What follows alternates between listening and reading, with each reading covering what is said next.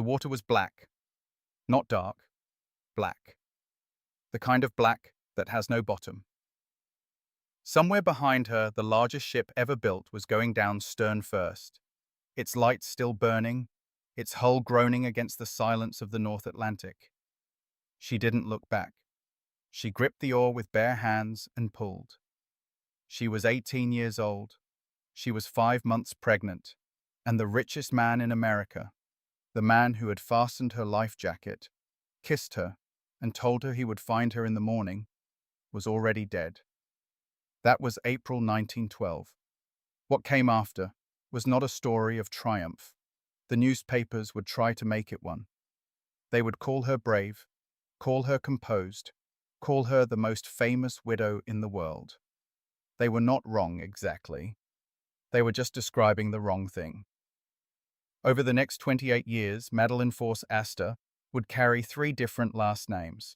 She would inherit one of the great American fortunes and walk away from it for love. She would marry a man she'd known since childhood, then an Italian prizefighter who used his hands on her in ways that had nothing to do with tenderness. She would be photographed, pitied, mythologized, and forgotten, dying alone in a Florida house at 46, while the world had long since moved on to newer scandals. This is the story of the woman history calls Mrs. Astor, not the famous one, the other one.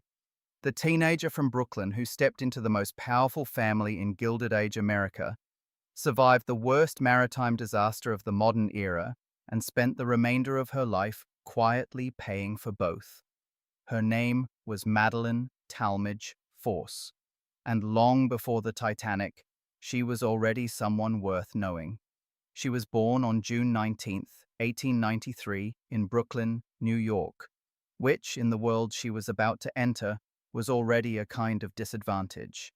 Not poverty, not obscurity, something more specifically American and more specifically cruel, the wrong side of the bridge.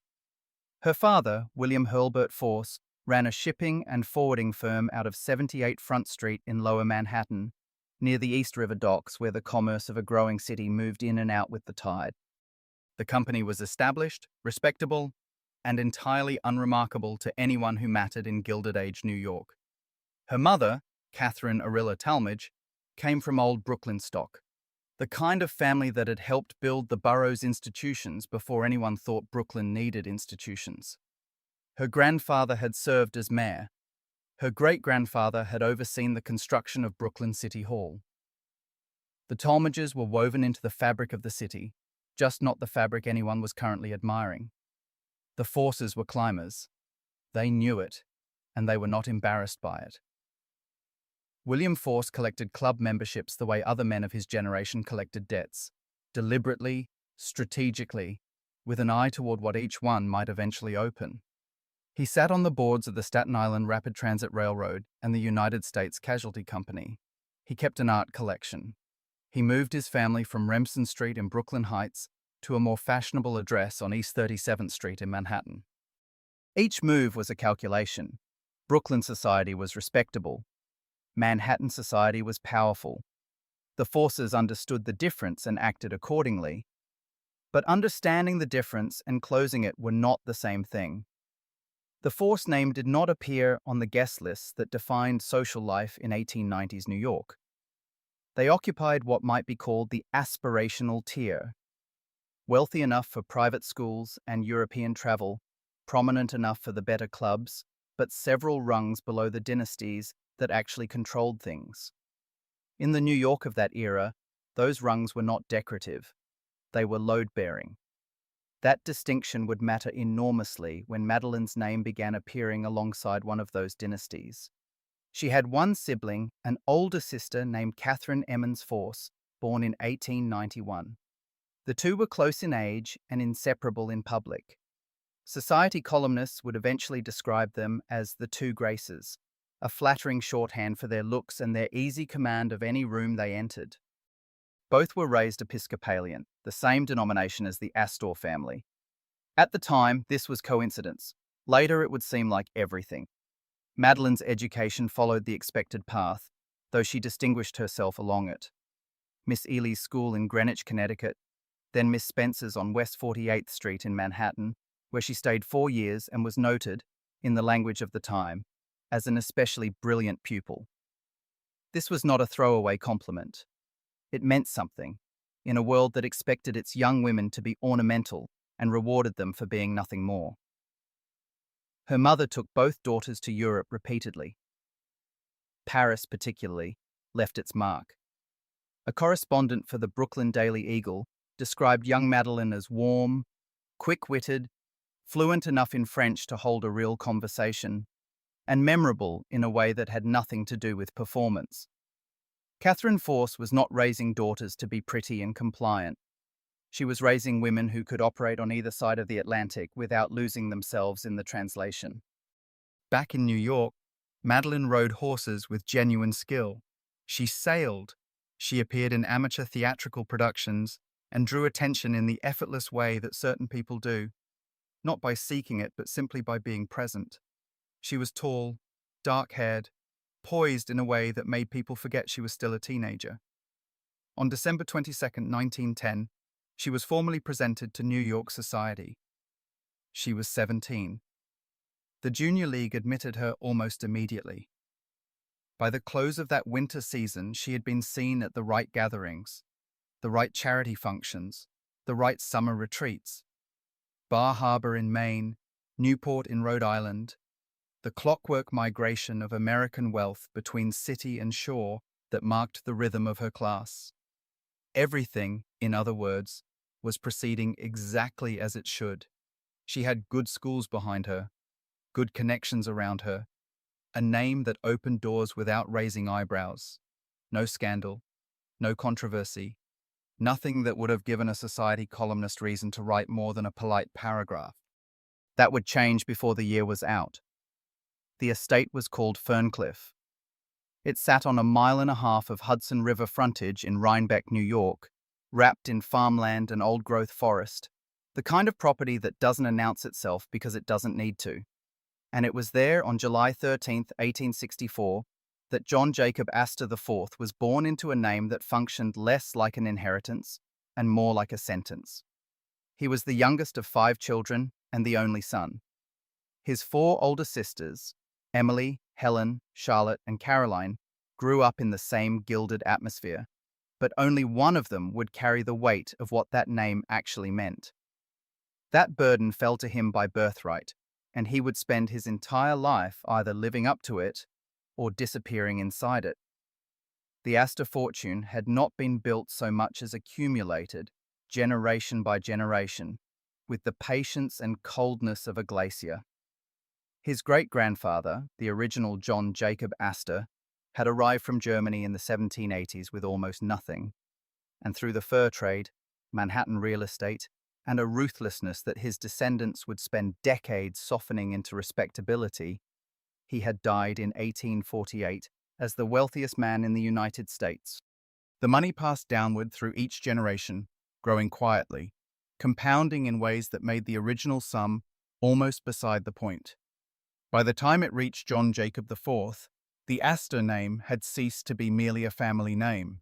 It was American wealth personified, a monument that happened to have a pulse. His mother, Caroline Webster Schermerhorn Astor, was in many ways more powerful than the fortune itself. She was the self-appointed sovereign of New York society, imperious, methodical, and entirely without sentimentality about who deserved access to her world and who did not. Her ballroom on 34th Street held exactly 400 guests. The families permitted inside became known simply as the 400. Everyone else, regardless of their money or their ambition, did not exist. Caroline Astor had not inherited this authority. She had constructed it, brick by brick, with the precision of someone who understood that social power, properly maintained, was more durable than any fortune. Her son grew up watching power exercised not through legislation or commerce, but through seating arrangements and invitation lists. It was a particular kind of education. John Jacob attended St. Paul's School in Concord, then Harvard, then traveled abroad, then returned to manage the family's vast real estate holdings across Manhattan. But he was not a man content to simply collect rents and attend dinners. He built the Astoria Hotel on the site of his mother's former mansion. Deliberately, some said provocatively, positioning it beside the Waldorf Hotel, owned by his cousin and rival, William Waldorf Astor. The two buildings were eventually joined by a corridor 300 feet long, known as Peacock Alley, and the combined Waldorf Astoria became the most famous hotel in the country. He later built the St. Regis, which many considered the finer achievement. He was also, improbably, an inventor. He patented a bicycle brake, a pneumatic road improver, and a device he called a vibratory disintegrator, designed to produce gas from peat moss. He helped develop an early turbine engine. In 1894, he published a science fiction novel set in the year 2000, taking its characters to Saturn and Jupiter. Critics were not kind. The book sold anyway, because of the name on the cover, which was itself a kind of criticism the author never acknowledged. When the Spanish-American War broke out in 1898, he did not observe it from a distance. He financed an entire artillery battery. He donated his personal yacht to the United States Navy. He served in Cuba as a lieutenant colonel, though the rank of colonel was the one that followed him home and stayed, attached to his name for the rest of his life, like a decoration he hadn't quite earned, but had certainly paid for. Those who knew him described a man who was formal in his manners, reserved in public, and genuinely difficult to read. He was not gregarious like the Vanderbilts, not theatrical like the Goulds. He kept his interior life behind a wall of protocol so high that even people who spent years in his company were never entirely sure what he felt about anything. He rarely gave interviews. He did not seek attention. Attention found him regardless, because his name appeared on half the real estate deeds in Manhattan, and the newspapers of the era understood that a man like that was always, in some sense, public property. His fortune at the time of his death would be estimated at $87 million. In today's currency, something approaching $3 billion. By any measure, he was the wealthiest man in America. And by 1910, he was divorced, restless, and quietly positioning himself to make the kind of mistake that even $3 billion could not fix. Before Madeleine, there was Ava, and Ava Lowell Willing did not need the Astor name. That was the first thing you needed to understand about her, and the thing that made everything that followed so particular in its cruelty. She came from Philadelphia, from a family whose American roots ran considerably deeper than the Astors could claim. Her ancestors included Thomas Willing, the first president of the First Bank of the United States, and Edward Shippen, one of the earliest mayors of Philadelphia. The Willings were not merely wealthy, they were foundational, the kind of family that had been present at the construction of the Republic itself, the kind that did not need to prove anything to anyone, because the proving had been done generations before any of them were born. She was born on September 15, 1868, and by the time she reached her early 20s, she was considered one of the great beauties of her generation. Contemporary accounts used the word divinely beautiful, as though ordinary adjectives were insufficient.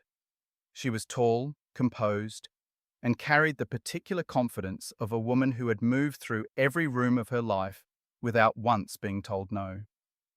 When she married John Jacob Astor IV on February 17, 1891, at her parents' mansion on South Broad Street in Philadelphia, the event was treated as one of the great social ceremonies of the decade. She was 22. He was 26. Between them, they represented an almost incomprehensible concentration of American pedigree and American money. The marriage produced 2 children. William Vincent Astor arrived in November 1891, 9 months after the wedding, with a punctuality that society noted and approved. A daughter, Ava Alice Muriel, followed more than a decade later, in July 1902. Between those 2 births, and by most accounts well before the first, The marriage had already begun its slow, private collapse. The problem was not money. The Astors had more of that than any difficulty could consume. The problem was temperament, and temperament turned out to be the one thing that fortune could not fix. Ava was sharp, restless, and socially brilliant, a woman who lit up rooms and knew it, who gathered attention the way certain people do, not by performing, but simply by existing at full volume. Jack Astor was the opposite, withdrawn, formal, more comfortable aboard a yacht, or hunched over one of his peculiar inventions than navigating the endless circuit of dinners and receptions that defined life at their level. Ava found him dull. Worse than dull, she found him embarrassing. According to people who knew them both, she said so, openly, in front of guests, calling him stupid, with a casualness that suggested she had long since stopped caring what it cost him. He endured it. For years, he simply endured it, which was perhaps the most revealing thing about him. By 1896, Ava had effectively constructed a second life across the Atlantic. She kept a townhouse on Grosvenor Square in Mayfair and a country estate outside London, moving through British aristocratic circles with an ease that suggested she had always belonged there and had simply been detained in America by a clerical error. The Atlantic Ocean became, by mutual if unspoken agreement, a very convenient barrier. For long stretches of time, they lived on separate continents. Married in name only, the Astor union reduced to a legal formality and a shared address on stationery. Rumours followed her through London. Society whispered about her closeness with certain men, though nothing was ever established publicly, because nothing needed to be. What was visible to anyone paying attention was that the marriage had become a performance, and neither party had any remaining interest in the performance continuing. In November 1909, Ava filed for divorce. The proceedings moved with unusual speed. On March 5, 1910, the state of New York decreed in her favor. The settlement was $10 million, an extraordinary figure that spoke not only to the scale of the Astor fortune, but to the shared desire to end things without a prolonged public excavation of what had gone wrong. Ava retained custody of their daughter Muriel, then 7 years old. Vincent, by then 18, stayed with his father. Vincent took the divorce hard in the way that certain wounds harden rather than heal. He was old enough to understand the public humiliation his mother had inflicted on his father, and young enough that the understanding had nowhere to go except inward, where it calcified into something permanent.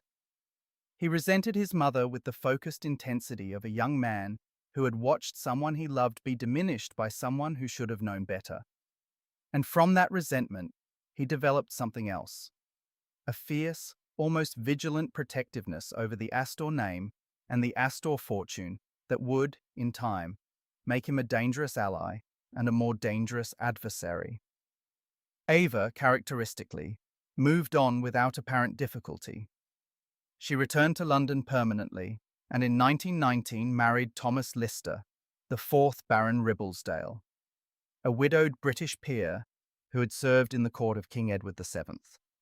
She became Lady Ribblesdale, traded American society for English aristocracy, and never looked back at any of it. She outlived nearly everyone in this story, dying in New York in 1958 at the age of 89. The divorce had freed Jack Astor from a marriage that had made him quietly miserable for nearly 2 decades. But freedom, in the New York of 1910, came with its own set of costs. Divorce was still a social catastrophe in the Episcopalian establishment that formed the backbone of the city's elite. Prominent families stopped acknowledging divorced men at their gatherings.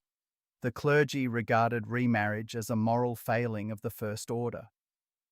Astor had escaped one kind of trap, only to discover he was standing in another.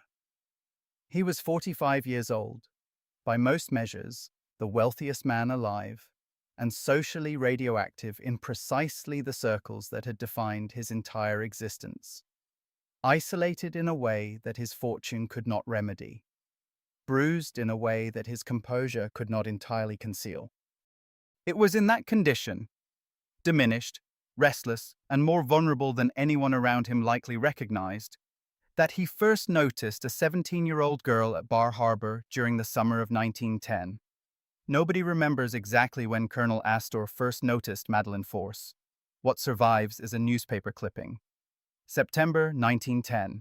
Astor hosted her entire family at his estate in Bar Harbor, Maine. She was 17. He was 46. His divorce from Ava had been finalized 6 months earlier. Whatever passed between them that weekend, a glance held a moment too long, a conversation that went somewhere it shouldn't have, set something in motion that neither of them would ever fully escape. Over the months that followed, Astor courted her in the only way a man of his position could, openly, expensively, and with the serene confidence of someone who had never been told that anything he wanted was unavailable. He took her on automobile rides through the countryside.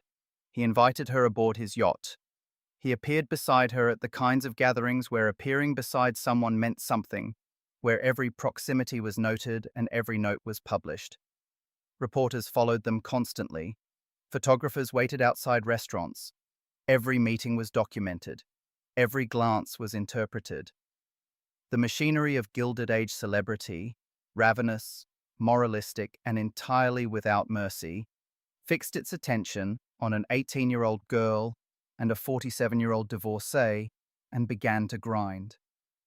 By the spring of 1911, the press had already decided what was happening.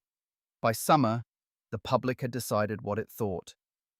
On August 2nd, 1911, the New York Times made it official. Colonel Astor to wed Madeleine Force, the headline read. She was 18, he was 47. His own son Vincent was closer in age to the bride than the groom was.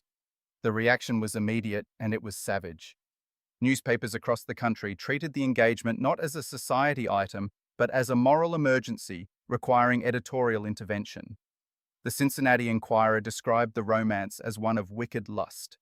The Washington Times declared that 18-year-old Madeleine Force had a difficult task ahead, a sentence that managed to be simultaneously sympathetic and damning. Editorial cartoonists drew Astor as a predatory old man in pursuit of a child. Society columnists who had spent decades covering the Astors with something approaching reverence now competed to see who could express the sharpest disgust. The man whose name was on half the real estate in Manhattan had become, overnight, a cautionary tale. But it was not just the age gap that inflamed them, it was the divorce. In Episcopalian New York, which is to say, in the New York that mattered socially, a divorced man seeking remarriage was not merely scandalous.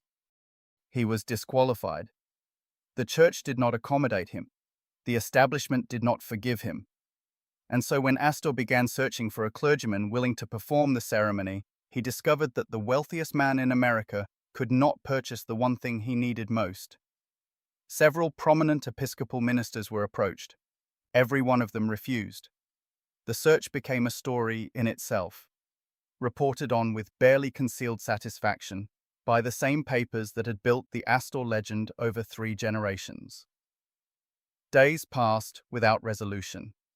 At one point, a former Free Baptist preacher named Edwin Straight, a man who had left the ministry and was working as a carpenter in Providence, was reportedly approached and briefly agreed before the arrangement fell apart.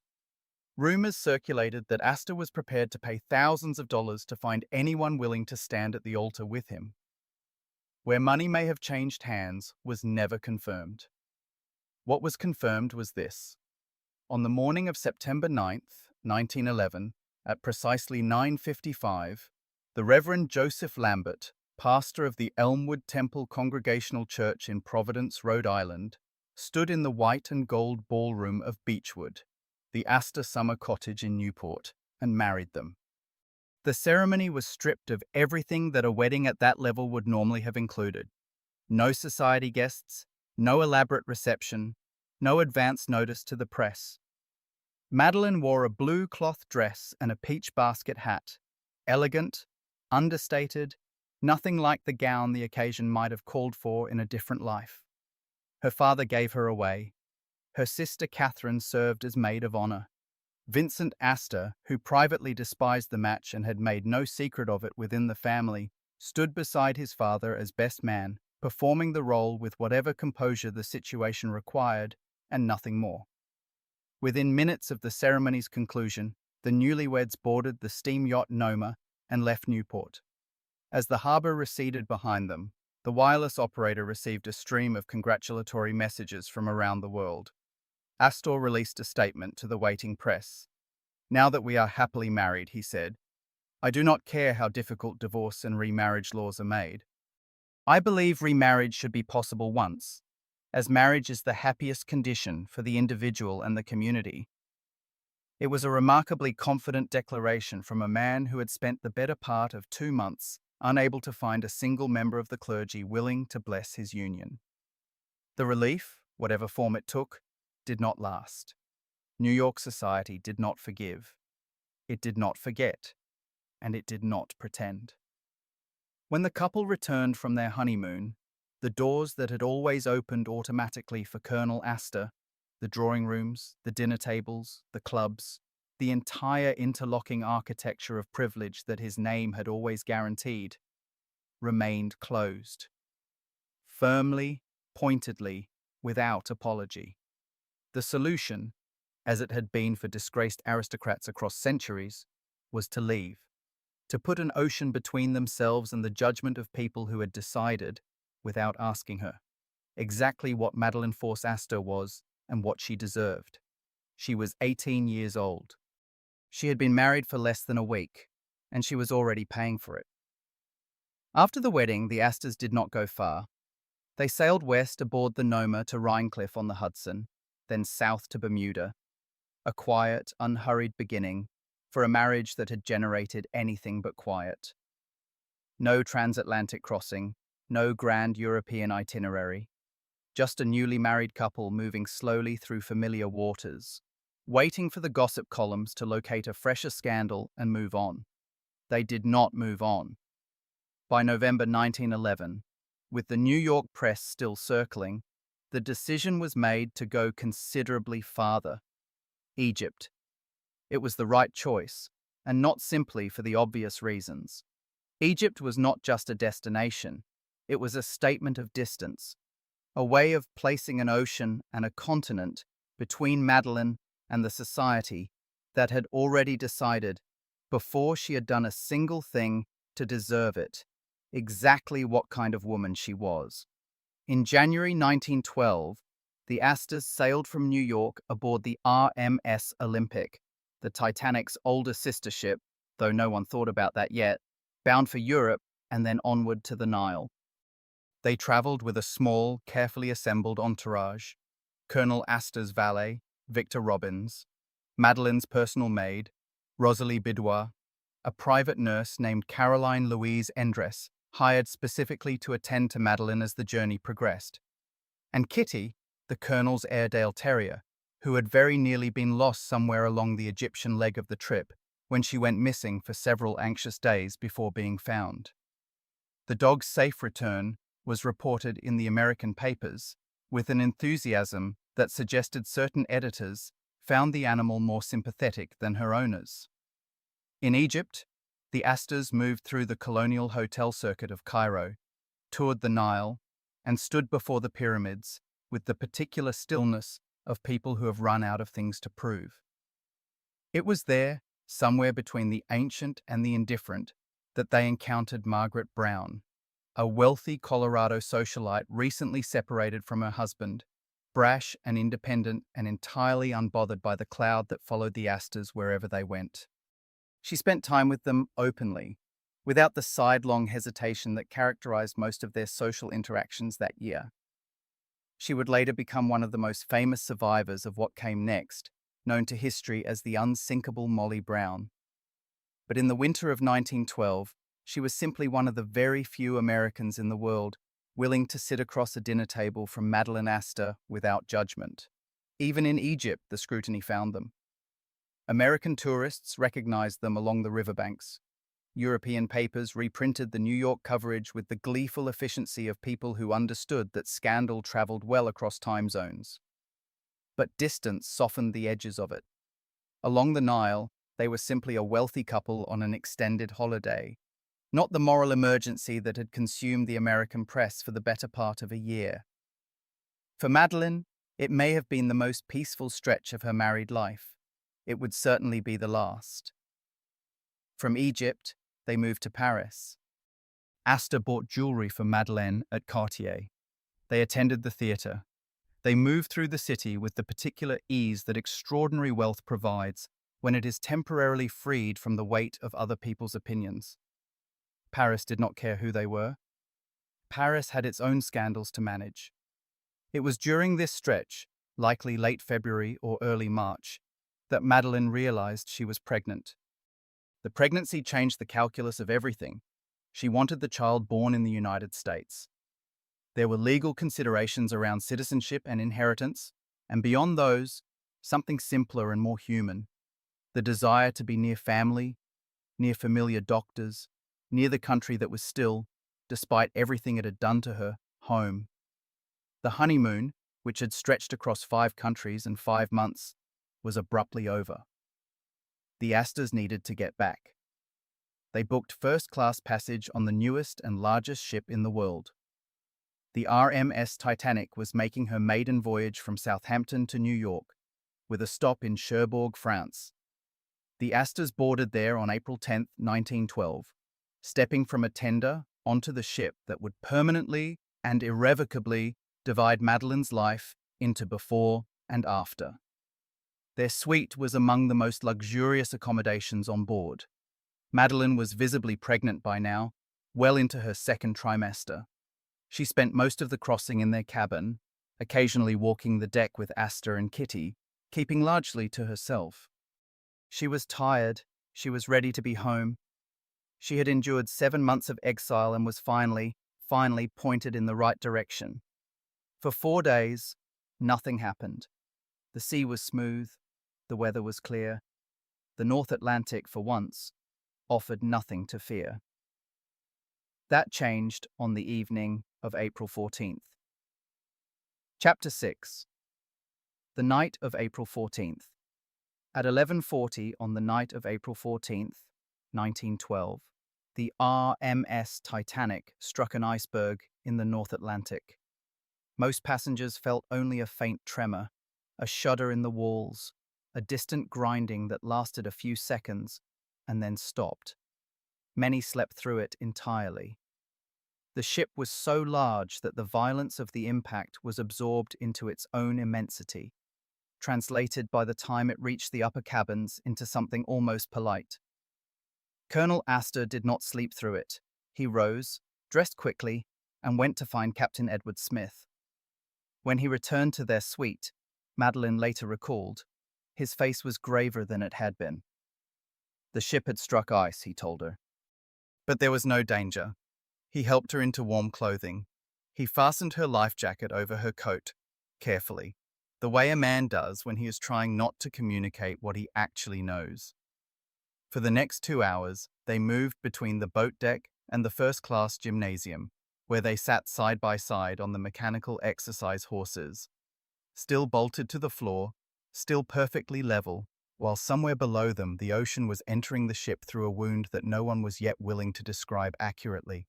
They sat in their life jackets on stationary horses and waited, 2 of the most photographed people in America, suspended in the absurdity of it. At some point, Astor found a spare life jacket and slit it open with a penknife to show Madeleine what was inside. Cork. He wanted her to know she would float. She later said he was the calmest person on the deck that entire night. Whether that was composure or something else, resignation perhaps, or simply the discipline of a man determined not to let his wife see his fear, nobody who survived could say with certainty. While they waited, Madeleine noticed a woman from 3rd class standing nearby in the cold, holding an infant against her chest. Her name was Leah Axe. Her son was called Frank. Madeleine removed her fur stole and gave it to the woman to wrap around the baby. It was a small gesture, largely unremarked in the grand historical narratives of the disaster. But it is worth remarking. She was 18 years old, 5 months pregnant, standing on a sinking ship, and her instinct, was to give something away. Around 1:45 in the morning, Second Officer Charles Lightoller arrived on A deck to finish loading Lifeboat 4. The boat had been lowered earlier from the boat deck and now hung level with the enclosed promenade windows. To board it, passengers had to climb over a 4-foot railing and pass through the window frames into the dark. Among those gathered were the Wideners, the Thayers, and the Carters, the wealthiest surnames on the ship, passing their women and children through wooden frames into a swaying boat 16 stories above the water. Colonel Astor lifted Madeleine over the railing himself. He held her left arm as they passed her to Lightoller, who seated her in the boat. Then Astor leaned out through the adjacent window and asked the officer quietly whether he might be permitted to join his wife. She was in a delicate condition, he explained. The phrase was the era's careful euphemism for pregnancy. Lightoller refused. No men until all the women were off. Astor did not argue. He did not invoke his name or his fortune or the 47 years of accumulated Astor authority that had opened every door he had ever approached. He asked only for the number of the lifeboat, 4, so that he could find her afterward. Then he stepped back from the window. What followed depends on which survivor you ask. One account places him leaning calmly against the railing, cigarette case in hand, lighting up with the composure of a man at his club. Some say he tossed his gloves down to Madeleine in the boat below. Multiple witnesses agreed on his last words, a promise, spoken across the widening distance between the ship and the lifeboat, that he would meet her in the morning. He did not meet her in the morning. Lifeboat 4 pulled away from the hull. The Titanic went down at 2:20 a.m. The bow plunged first. The stern rose slowly into the cold air, hung against the stars for a moment that survivors would spend the rest of their lives trying to describe, and then followed. 1,500 people died. Colonel John Jacob Astor IV, aged 47, was among them. His valet Victor Robbins died beside him. Kitty, the Airedale who had crossed Egypt and France and the Atlantic, drowned in the ship's kennel, uncollected in the chaos. Astor's body was recovered 8 days later by the cable ship Mackay Bennett. He was identified by the initials sewn into the collar of his blue serge suit. In his pockets, a gold watch, diamond cufflinks, a diamond ring, £225 in English notes, and $2,440 in American currency. Body number 124. Madeleine was pulled from the water aboard the RMS Carpathia at approximately 3:30 in the morning. She was 18 years old and 5 months pregnant and had just watched the ship carry her husband beneath the surface of the North Atlantic. Through her spokesman, she said only that in the confusion she had believed Colonel Astor was standing beside her. After that, she had no clear memory of anything until the lifeboats were well away from the ship. She arrived in New York on April 18th. Vincent Astor, 20 years old, and now the head of the family, met her at the pier. He was composed. He was correct. He was everything the occasion required. He was also, as Madeleine was about to discover, the man who controlled nearly everything her dead husband had left behind. The money, the mansions, the terms and conditions of her survival, everything that followed, the fortune structured as a trap, the marriages, the slow and largely private unraveling of a woman the world had briefly loved and would just as quickly forget. Everything began on that pier, on that cold April morning, with that particular greeting. She had survived the worst maritime disaster in modern history. What came next would prove, in its quieter way, almost as devastating. Colonel Astor's will had been written before the Titanic sailed. It was not amended during the voyage. There was no final revision, no deathbed codicil scratched out in the hours before the ship went down, no last-minute gesture toward the 18-year-old wife he was leaving behind with a child she was still carrying. What Madeleine inherited was what her husband had decided she should have months earlier, when the idea of his own death was still theoretical, a distant abstraction that wealthy men of 47 with yachts and Manhattan mansions could afford not to think about too carefully. The estate was valued at approximately $85 million. In today's currency, something approaching $3 billion. Vincent Astor, the Colonel's 20-year-old son from his first marriage, received $69 million of it, along with Ferncliff, the Hudson River estate where his father had been born, and the yacht Noma, the same vessel that had carried the newlyweds out of Newport Harbor 7 months earlier. His half-sister, Ava Alice Muriel, received a $10 million trust fund. Between them, the two children of the first marriage absorbed nearly the entirety of one of the great American fortunes. The math was not subtle. It was not meant to be. Madeleine's share was structured differently. She received $100,000 outright, with no conditions attached. Beyond that, she was granted the annual income from a $5 million trust fund, supplemented by a yearly payment of $500,000. She was given use of the house on Fifth Avenue at the corner of 65th Street, one of the most valuable residential addresses in Manhattan. She was given use of Beechwood, the Astor summer cottage in Newport, all the furnishings in both homes, her choice of any automobile from the Colonel's personal collection, 5 of his prized horses. It sounded, in the telling, like extraordinary generosity. In raw numbers it was. A lesser accountant might have stopped there and called it sufficient. But every provision beyond that initial $100,000, every house, every payment, every stick of furniture, every horse, came attached to a single clause. If Madeleine remarried, she would lose it all. The trust income. The annual payments. Both houses, the furnishings, the automobiles, the horses. Everything beyond that first unconditional sum would revert to the Astor estate, which meant, in practice, to Vincent. Remarriage clauses were not unusual in the wills of wealthy men of that era. Families with dynastic fortunes wrote them routinely, with the explicit intention of keeping inherited wealth inside the bloodline and out of the hands of whoever the widow might subsequently choose to love. The law accommodated them. Society expected them. They were presented, when they were presented at all, as a reasonable precaution rather than what they actually were. What they actually were, in Madeleine's case, was a cage with very fine furnishings. At 18 years old, widowed and pregnant and still absorbing the specific horror of what had happened on that ship, she was handed a fortune that functioned as a leash. She could live as an Astor for the rest of her life, maintained in comfort, installed in splendor, her name perpetually attached to one of the great American dynasties, or she could fall in love again and walk away with almost nothing. The will did not judge her choice. It simply ensured that making one meant surrendering the other, completely and permanently, with no negotiation available and no appeal. The mathematics of the arrangement communicated something that the language of the will was careful never to say directly.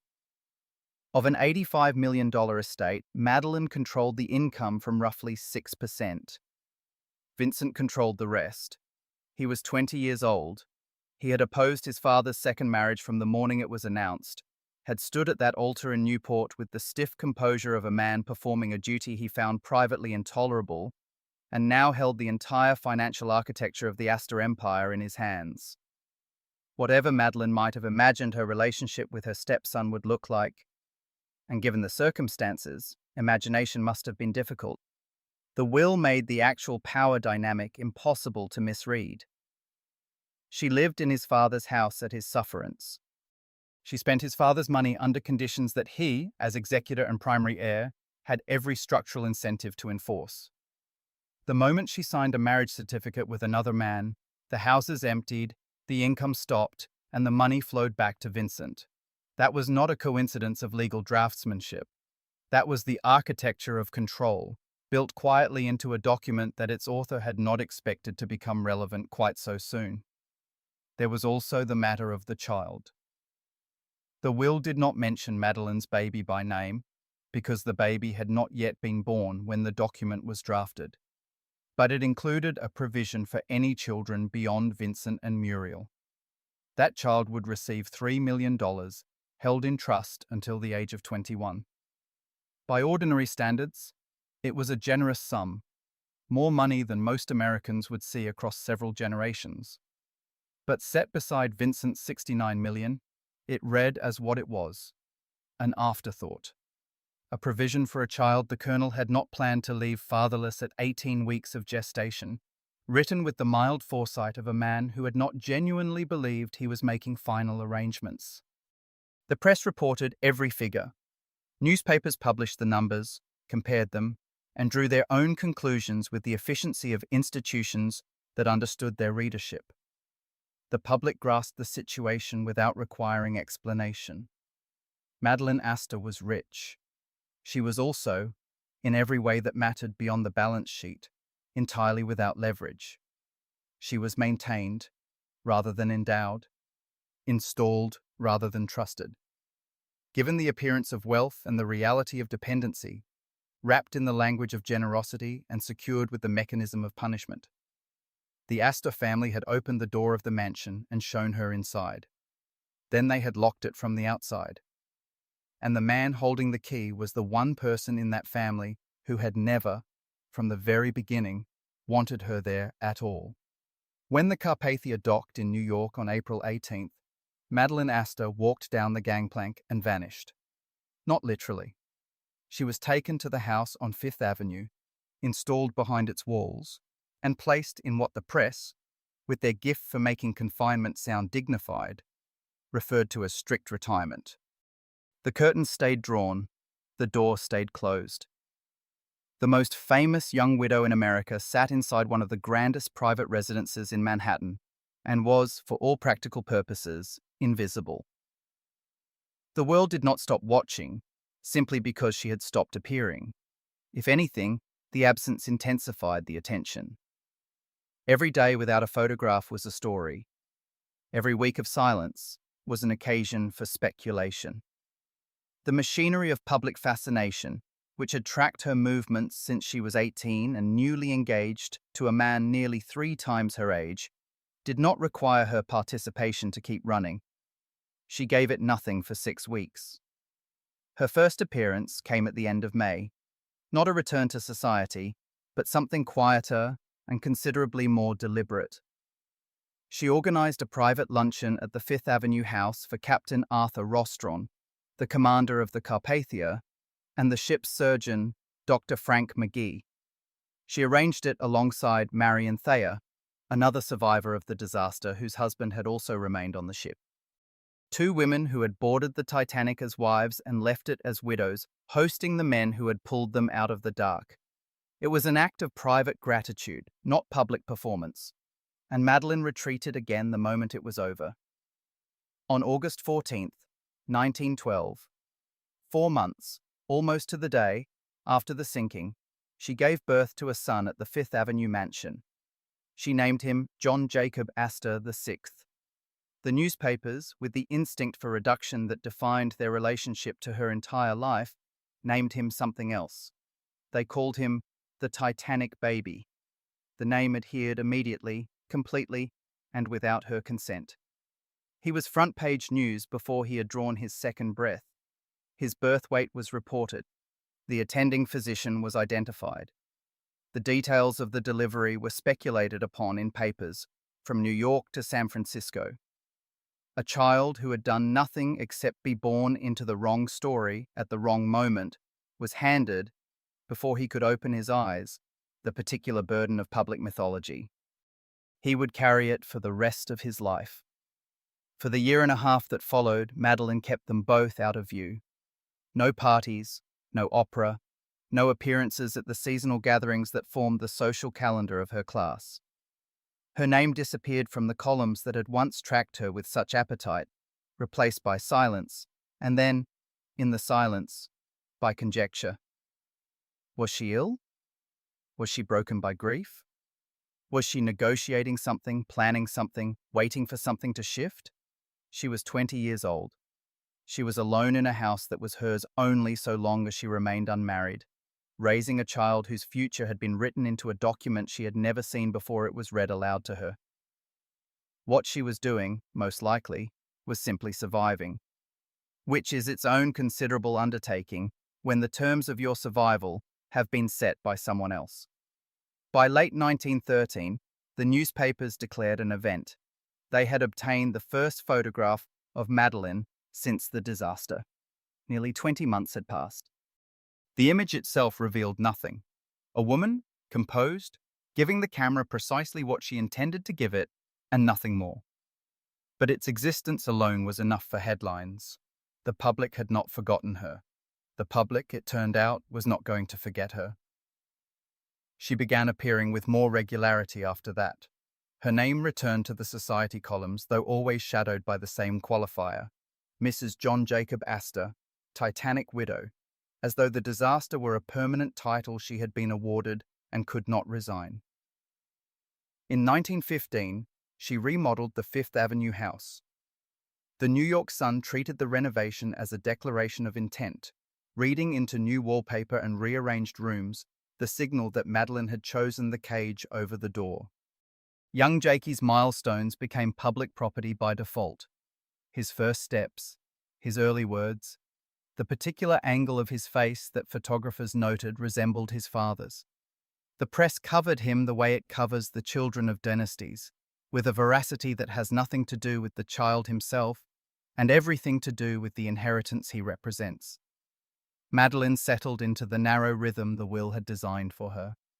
Fifth Avenue in winter, Beechwood in summer. Her son beside her, her sister Catherine nearby.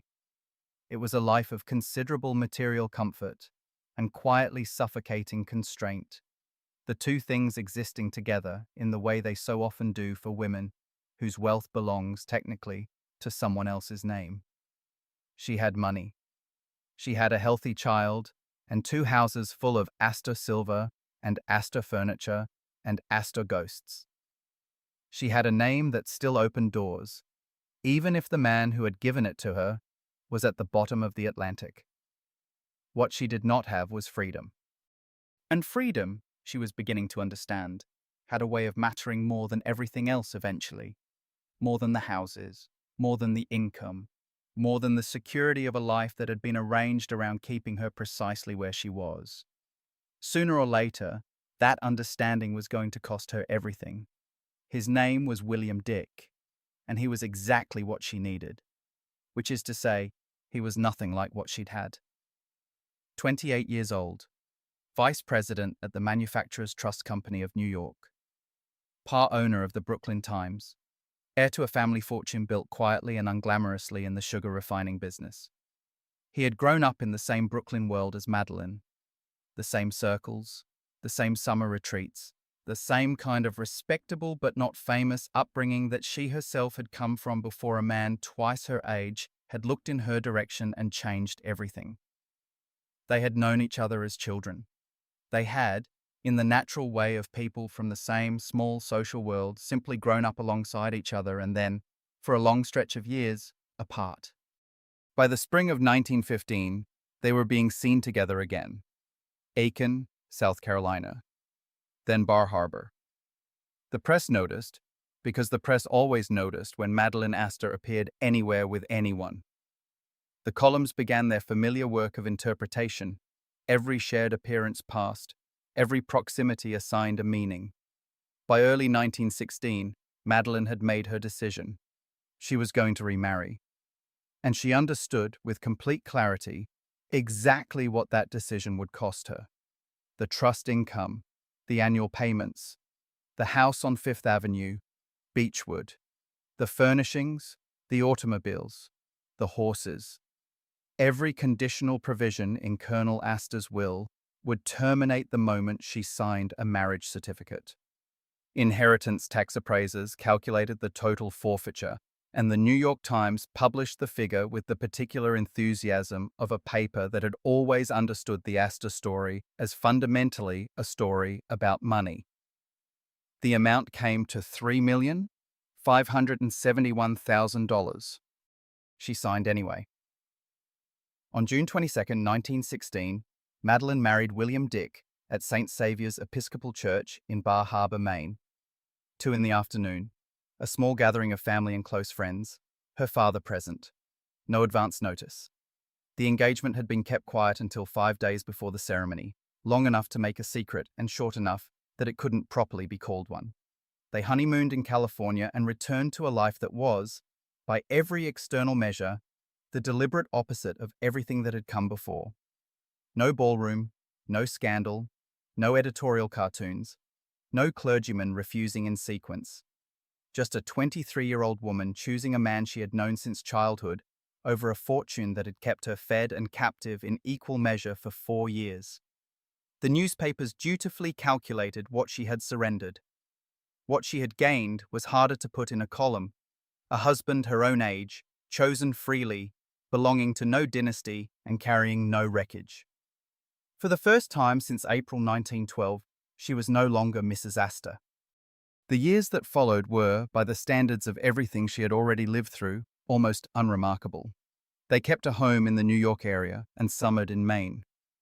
Their first son, William Forrest Dick, was born in Brooklyn in April 1917. Their second, John Henry, arrived in May 1919. Jakey, the Titanic baby, now a boy of 5, grew close to his stepfather without apparent difficulty. Dick treated him as his own. He was that kind of man, steady, undemonstrative, present in the way that certain reliable people are present, without theater or announcement. His professional life was solid and entirely unglamorous. Boardrooms, directorships, the machinery of commerce conducted without fanfare. He did not generate gossip. He did not seek attention. For Madeleine, after everything, this was not a small thing. It was the thing. She had spent years living inside a name that drew scrutiny the way open water draws weather. William Dick gave her something she had not had since before Colonel Astor first looked at her across a lawn in Bar Harbor. Quiet, ordinary, anonymous, unremarkable quiet. It lasted 17 years. The boys grew up on Long Island. Madeleine moved through her 30s without generating headlines, which was its own kind of accomplishment given her history. She was Mrs. Dick now, mother of 3, Long Island resident, occasional name in the society pages, and nothing more. The closest thing to invisibility she had known since she was 17 years old. It did not last. By the early 1930s, something in the marriage had shifted. What exactly? Neither of them ever said publicly, because some things belong to the people inside them, and no one else. On July 21, 1933, Madeleine obtained a divorce in Reno, Nevada. She was 40 years old. She had 3 sons, no Astor Trust Fund, and a name that still produced headlines every time it appeared in a courtroom. 4 months later, it would appear in one again. His name was Enzo Fiamonte, and he was everything William Dick had not been, which, depending on how you read Madeleine's life by 1933, was either the point or the problem. Born on July 17, 1908, in Casamassima, a small village outside Bari in the heel of southern Italy, he had come to America as a teenager with nothing but physical gifts and the particular recklessness of a young man who has not yet learned what the world costs. He turned professional boxer at 17. Over the following decade, he fought 66 middleweight bouts, won 47 of them, 11 by knockout. He was dark-haired, athletic, and possessed of the kind of surface confidence that photographs flatter and proximity complicates. He was 25 years old when he met Madeleine on a cruise ship sometime in the early 1930s. She was 40. The age gap between them was 15 years, almost precisely half the distance that had once separated her from Colonel Astor, only inverted. The irony was not lost on the press, which had never required much encouragement to write about Madeleine Astor, and seized on the symmetry with visible satisfaction. 2 months after her Reno divorce from William Dick was finalized, Madeleine slipped on a polished floor at her home in Bermuda and fractured her shoulder. She returned to New York in November 1933 and was admitted to Doctors Hospital on the Upper East Side to recover. It was there, propped up in a hospital bed, her arm immobilized, her divorce barely dry, that she married Enzo Fiamonte in a civil ceremony on November 27th. He was 26. She was 40. Her 3 sons were present. Jakey, now 21, and the Titanic baby no longer except in the columns that would never let him be anything else, had not concealed his feelings about the match. When reporters asked whether his mother was truly marrying the Italian boxer, he answered in 4 words: "Unfortunately, it is true." It was the kind of quote that gets remembered because it contains, in miniature, everything a longer statement would have said less precisely. The couple honeymooned in Palm Beach and eventually settled there. In 1935, they purchased the former Dixie Plantation, 600 acres in Charleston, South Carolina, overlooking the Stono River, the kind of property that signals an intention to put down roots and build something permanent. Whether either of them genuinely believed that was possible is another question. Madeleine provided Fiamont with a monthly allowance of $1,000 for clothing and entertainment.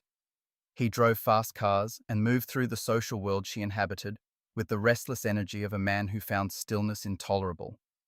He attempted to enter a Maserati in the 1937 Vanderbilt Cup race in Westbury, New York, and was turned away because he lacked formal racing credentials.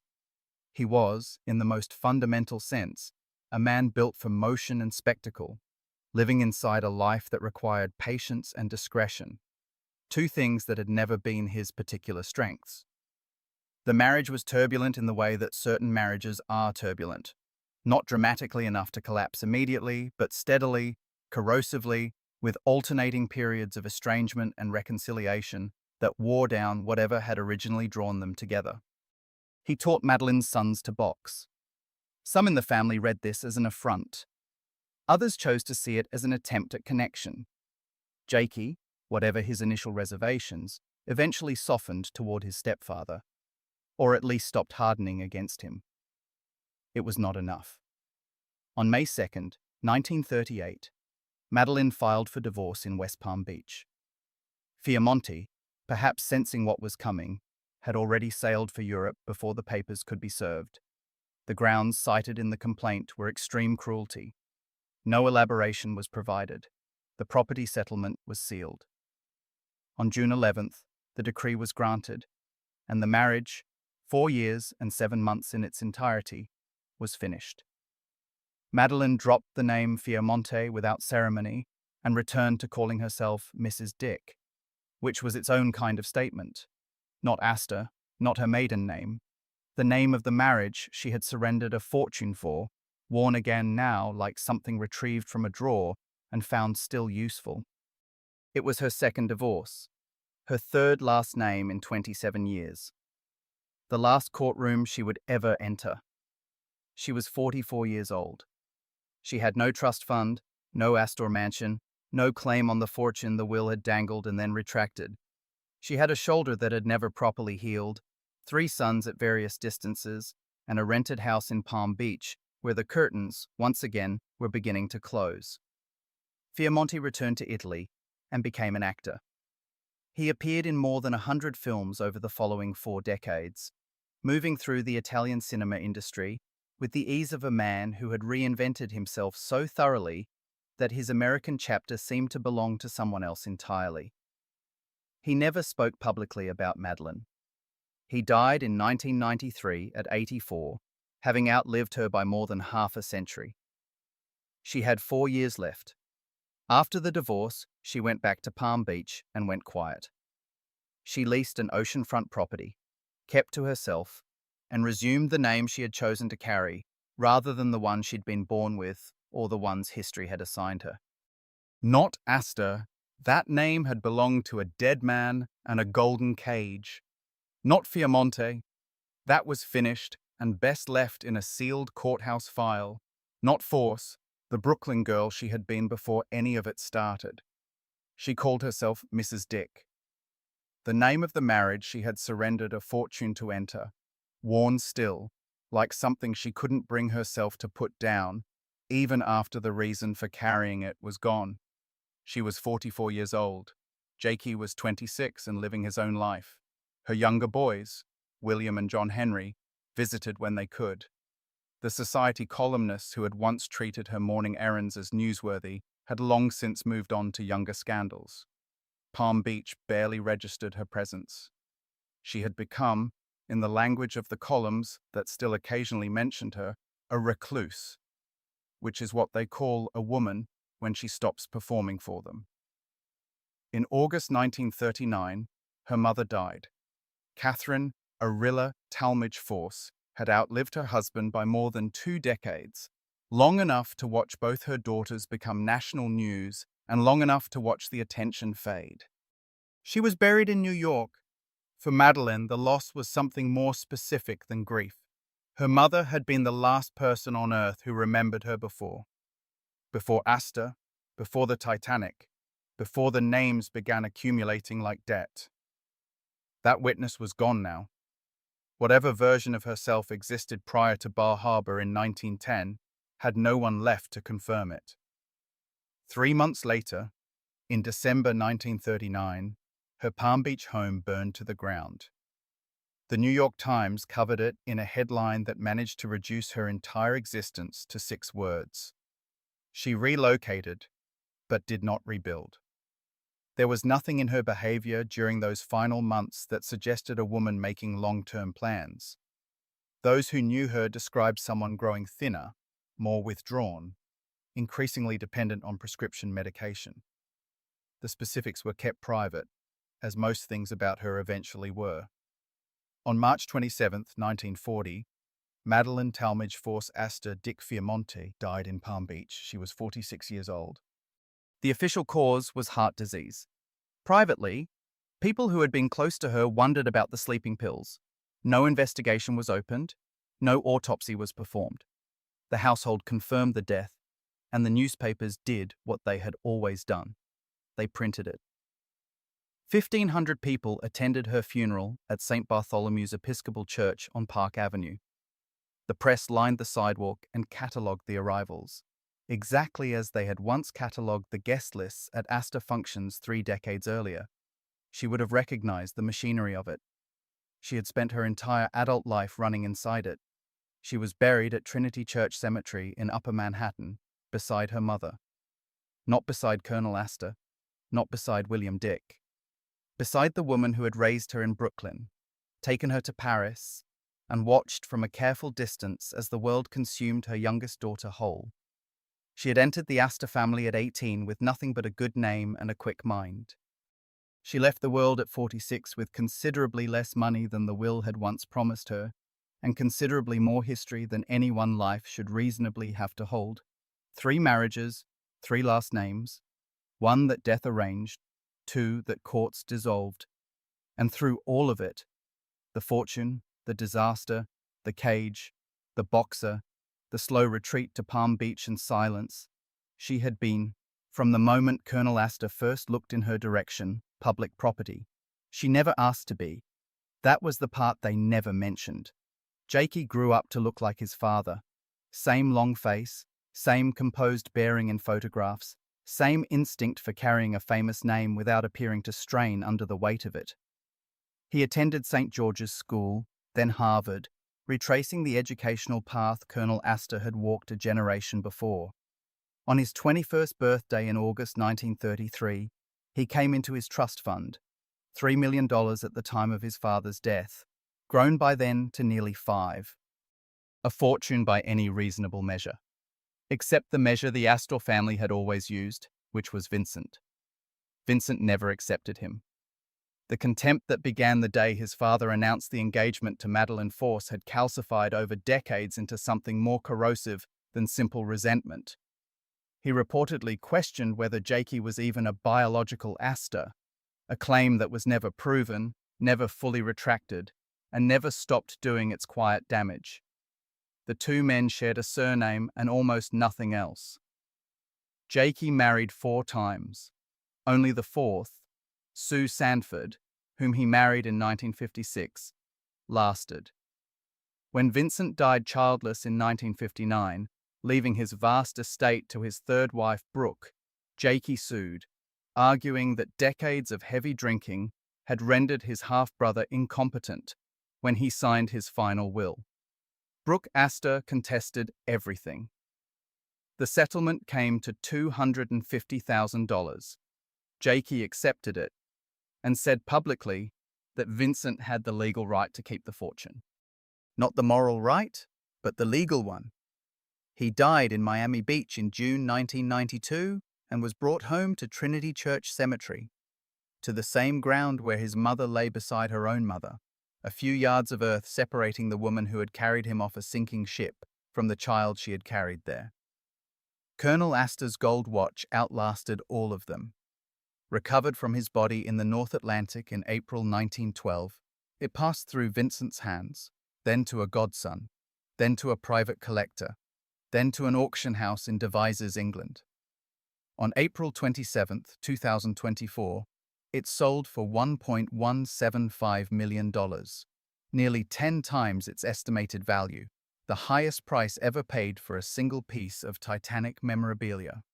A gold watch, pulled from a dead man's pocket in the middle of the ocean, worth more than a century later than anyone had thought to guess. And somewhere in a cemetery in Upper Manhattan, the 18-year-old girl from Brooklyn, who had loved him, survived him, and spent the rest of her life paying for both. She lies beside her mother, under a name that was never entirely hers, in a city that watched everything and understood almost nothing.